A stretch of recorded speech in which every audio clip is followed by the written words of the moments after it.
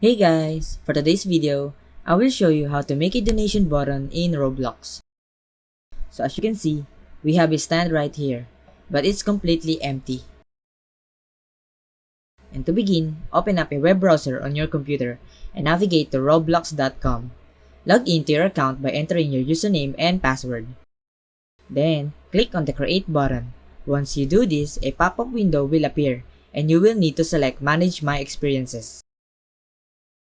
Look for your public game and click on the three dots and select Create Badge.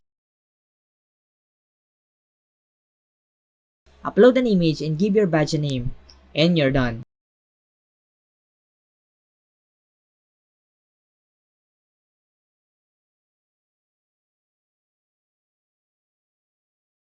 And to create a badge for your game, choose a name for your badge, upload the image, and then click Create Badge.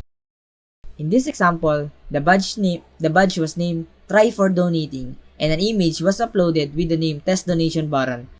And to create a pass for your Roblox game, click on the passes.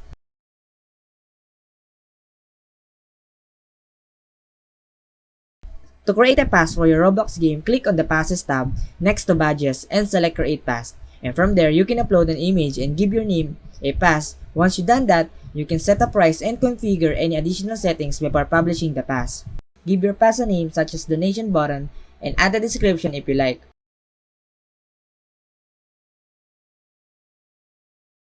Once you have created the pass, click on it and then navigate to the Sales tab. Check the box to make the pass available for sale and set the price. To set the price for the pass, go to the pass sales page after creating the pass. Check the option to make the item available for sale and set the price. The seller will receive 70% of the sale price.